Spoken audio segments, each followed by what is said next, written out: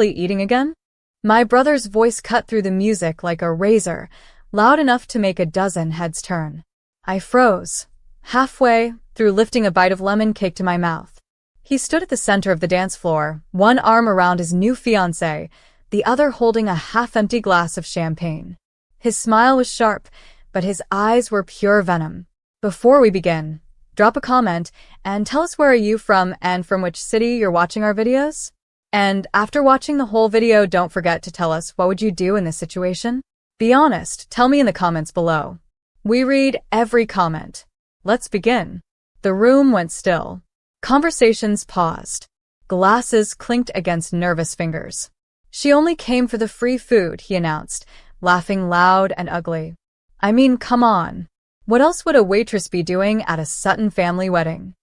My fingers tightened around the dessert plate. I heard someone snort behind me. Another chuckled. And then someone whispered, "Isn't she the one who got dumped last year in a Waffle House parking lot?" Heat climbed up my neck, but I didn't look away. I stood. My dress wasn't designer. It wasn't even expensive. Just a soft, old navy blue slip with a belt I tied to hide the wrinkles. The heels were borrowed. My hair? Pulled back in a clip I found in my glove box this morning. But my spine? Unbreakable. Watch your tone, I said, meeting my brother's gaze dead on. He walked up, slow, taunting, until there were barely inches between us. What? Afraid the truth's too loud in a room like this. He leaned closer. Face it, Amelia. You're just not one of us. Then he tossed the water. Not spilled. Tossed. It hit my chest with a slap, soaking my dress, my arms, my pride. A collective gasp rippled through the ballroom. My plate dropped and shattered. Laughter. Soft. Ugly. Insidious. I didn't blink. I didn't flinch. I just reached up, calmly wiped the water from my cheek, and said, voice sharp as a blade, "You'll wish I hadn't come." And right then, the front doors flew open. Heavy. Loud. Dramatic. Every head turned. And there he was. Black suit. No tie. Cufflinks that could buy this entire venue. His jaw was clenched. His gaze locked on me. My husband. Whispers flew like wildfire. Wait, who is that? Why is he coming here? Oh my God, he's walking toward her? Carter's face drained of color. I didn't move. I just tilted my head slightly as my husband stepped beside me, looked down at my soaked dress, and said coldly, "Did he do this to you?" The room stopped breathing. And then my billionaire husband took off his jacket and put it around my shoulders, shielding me from their stares, before turning to Carter and saying one sentence. "You have 60 seconds to apologize, or I buy this venue, cancel the wedding, and throw every one of you out." And just like that, the Suttons froze. Because they finally realized I wasn't just anything. I was the woman they shouldn't have mocked. Not tonight. Not ever. No one moved. The chandelier above us hummed, like it was holding its breath. Carter's mouth opened, then closed. Brielle clutched his arm, her expression wobbling between confusion and fear. I didn't mean anything by it," Carter stammered, his voice suddenly boyish and brittle. "It was just a joke." My husband, Mason, didn't blink. He slid his gaze over the crowd like he was scanning a battlefield. "I don't do jokes when it comes to my wife." And that sentence? It shattered something. You could feel it. In the quiet scuffling of chairs. The retreat of smiles. The realization bleeding into every face. They had picked the wrong target. Brielle broke first. "Amelia, I think there's been a misunderstanding," she said, voice coated in false sweetness. "We had no idea you were." "Worthy?" I asked. "Valuable? Human?" She blinked. I turned to Mason, feeling the heat of his jacket against my skin. "Let it go," I said softly. "They're not worth the trouble." "No," he replied coolly, stepping closer to Carter. "You are." "Look, man," Carter said, palms up. "Let's not turn this into something bigger than it is. This is a wedding. Let's just move on." "I agree," Mason said. "Let's move on." And then he reached into his inner pocket and pulled out a folded document. My stomach flipped. Mason. He handed it to Carter, his eyes like iron. Carter opened it. His eyebrows lifted, then dropped, then furrowed into sheer disbelief. What is this? I bought out your company last week, Mason said. It's mine now. The room gasped. I stared at him. You said you were going to wait. I was. But then he threw water on you. He looked at Carter again. So, I made a call. Carter's hands trembled. This can't be legal. It is. Signed off and finalized yesterday. Your COO already knows. You'll receive your severance by morning. There was no noise now.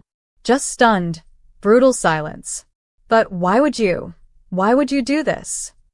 Carter asked, his voice cracking. Just because of her? Mason's jaw tightened. I did it, he said, because of what I see when I look at her. Grace. Strength. Loyalty. All the things you people wouldn't recognize if it hit you in the face with a gold-plated invitation. He turned to me, gently brushing a wet strand of hair from my cheek. You came here to honor them, and they humiliated you. That's not something I'll ever let stand. I didn't know what to say. Not because I was speechless, but because this right here was the first time in my entire life that someone had chosen me without shame. And he did it loudly. Security, Mason said, nodding toward the hotel staff. Escort Mr. Sutton out. He's no longer a guest of this event. You can't do this. Carter shouted. This is my family's wedding. Mason stepped forward, voice sharp as ice. And you made it a public disgrace. Your mistake. Carter tried to protest, but the guards were already approaching. People turned away. Others watched, wide-eyed. And still others, the worst of them, sipped their champagne like this was reality TV. Carter's voice echoed as he was led out. His fiancée followed in a daze, her face pale, her future evaporating. I watched them go. And I didn't smile. I didn't need to. Because for the first time in my life, I wasn't the one leaving in shame. You didn't have to do that, I said quietly, once the doors closed behind Carter and Brielle. Mason tilted his head. Do what? Buy his company. Humiliate him like that. He arched a brow. He drenched my wife in front of a crowd of 200 people and called her worthless. I'm not here to play nice. My heart thudded in my chest, not from fear, but from the weight of being seen. Protected. And yet, there was a flicker of something else crawling beneath my skin. Guilt? No. Not guilt. Sadness. Because I had spent years trying to prove myself to that family. And all it took was one evening for every illusion to shatter. Across the ballroom, guests tried to pretend nothing had happened. The band resumed a softer tune. Waiters served hors d'oeuvres as if they hadn't just witnessed a public takedown. But I could feel their eyes still on me. Whispers. She married rich? Was this a trap? Maybe she came here to get revenge. I glanced toward the exit, my pulse screaming. I need air, I muttered, handing Mason his jacket. Want me to come? No, I whispered.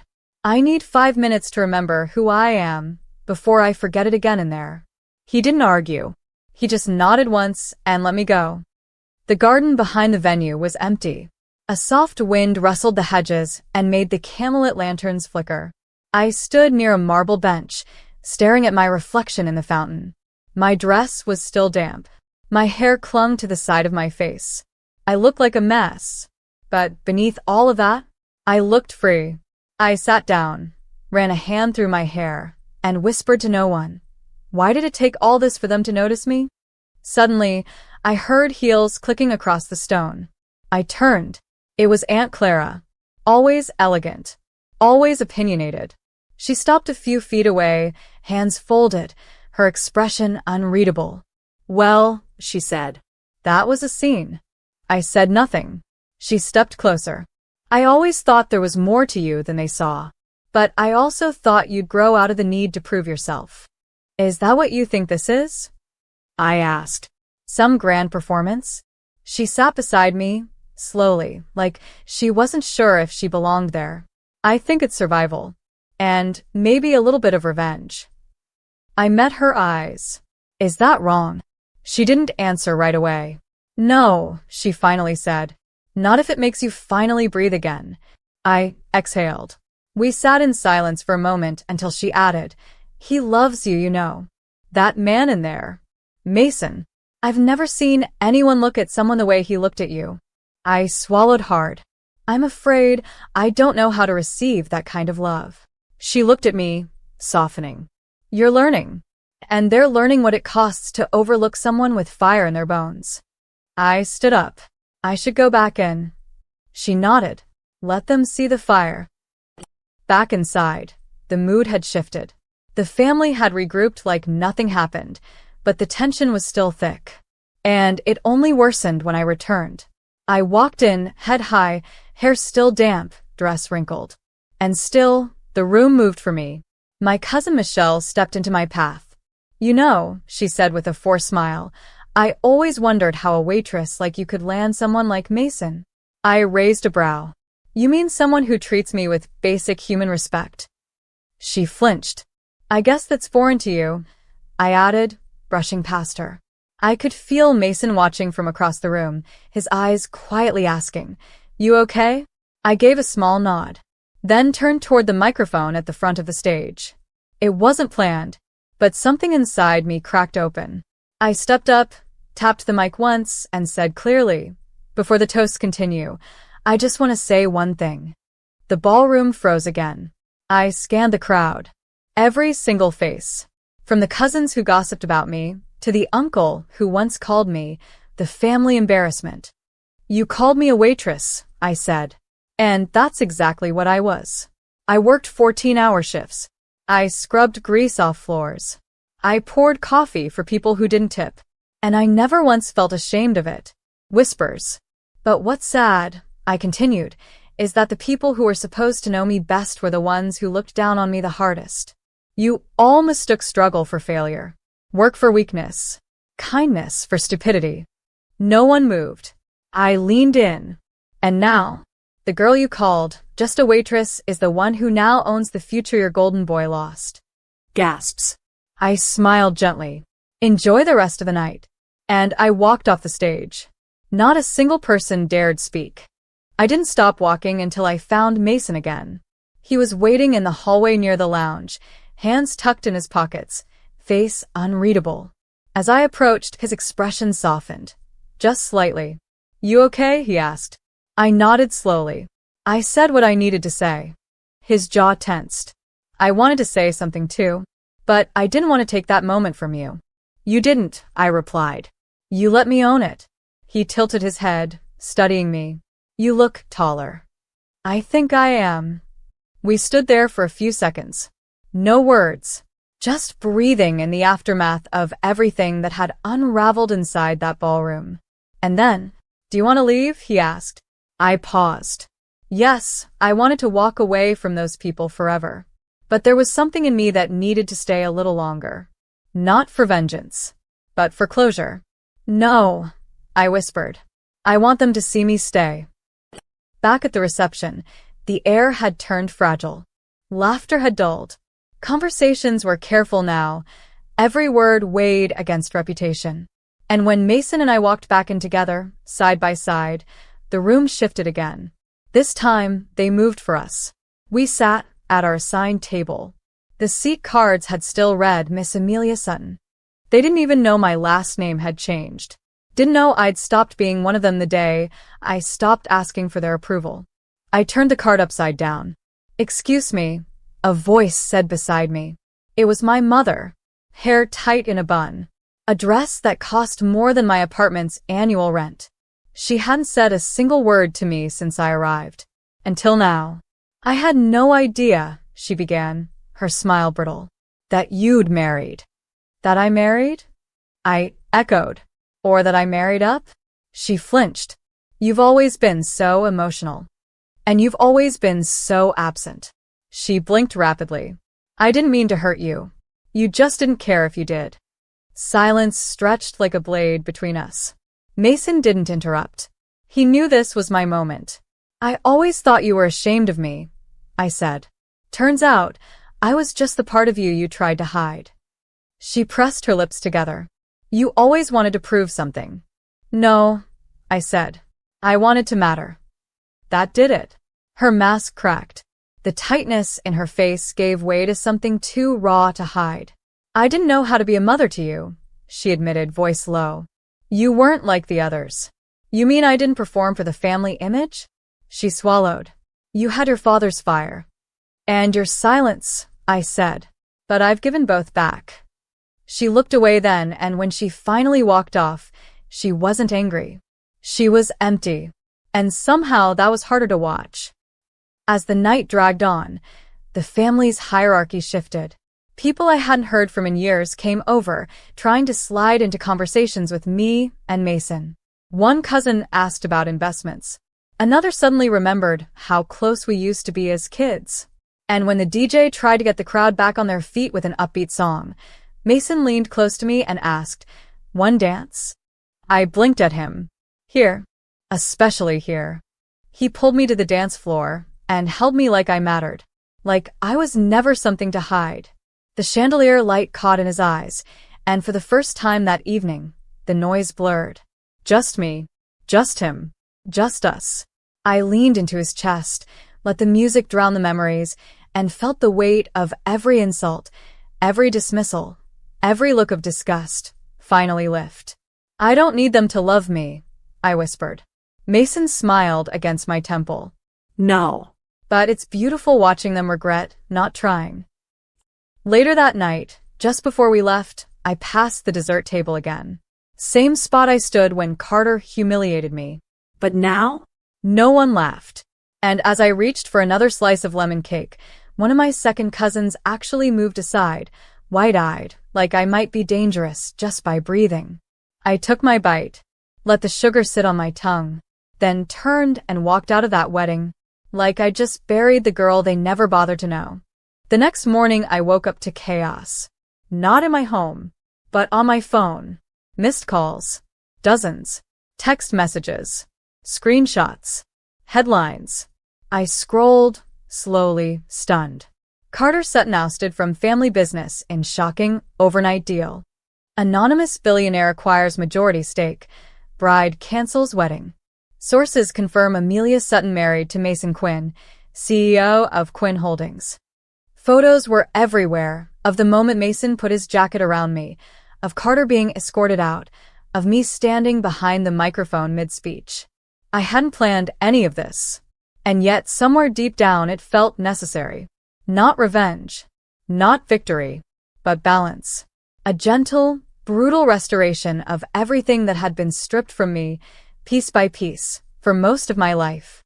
That afternoon, my father showed up, uninvited, unannounced. Mason wasn't home. I opened the door myself. He stood awkwardly on the porch, wearing a sports jacket that looked slept in and eyes that looked older than I remembered. "Amelia," he muttered, "can we talk?" I didn't invite him in. I stepped out onto the porch and folded my arms. He glanced around. "Nice place." "I like it. Bigger than you need," he added. I looked at him flatly. "That's funny, because your love was always smaller than I deserved." He winced. "You were always hard to talk to." No. I was just done waiting to be spoken to like I mattered. He shoved his hands in his pockets. "I didn't come here to argue." "Then why are you here?" He hesitated. "Because you're still my daughter." I took a breath. No. I was your daughter. Then your disappointment. Then your absence. And now? I'm someone you're trying to realign with before the media finds out you haven't called me in 3 years. He looked ashamed. "I made mistakes." "No," I said softly. "You made a choice." Repeatedly. He stared down at the porch boards. "You said nothing while Carter humiliated me," I added. "You clinked a glass. Smiled with the rest of them." Silence. I stepped closer, not angry but honest. "If you're here to rebuild something real, I'm open to it. But if you're here because I've become someone you can be proud of in front of other people, turn around." He looked up, watery-eyed. Then he nodded, quietly, and said, "I'll call again. Only if you want me to." He left. And for the first time in my life, I didn't beg anyone to stay. A week later, I walked back into the diner I used to work at. Not to be recognized. Not to flaunt anything. Just to remember. Darla, my old boss, spotted me from across the room. Her mouth dropped open. No way. I grinned. Hey, boss. You look like you just stepped off a yacht. I laughed. More like out of therapy. She came around the counter and hugged me tight. I heard. I saw the pictures. I cried. I still miss the coffee here, I said. Even if it was always burnt. She laughed through tears. You are too good for this place. No, I replied. I was made here. She smiled. So what now? I took a breath. I'm opening a community kitchen. In our old neighborhood. Pay what you can. Free meals on weekends. I figured if the world only sees value when you win big, then I'll teach them to see value in people who haven't won yet. She looked at me for a long second, then said, You're still the best waitress I ever had. The night of the opening, Mason showed up in jeans and a flannel. No suit, no headlines, no cameras. Just him. He helped pour soup, wiped down tables, sat with an elderly woman for 20 minutes because she said he looked like someone she once loved. And when we finally locked the place up, exhausted, elbows smeared in flour, he kissed my forehead and said, You weren't made for them. I leaned into his chest. No, I whispered. I was made to spite them. He smiled. And now, he asked. I pulled him close.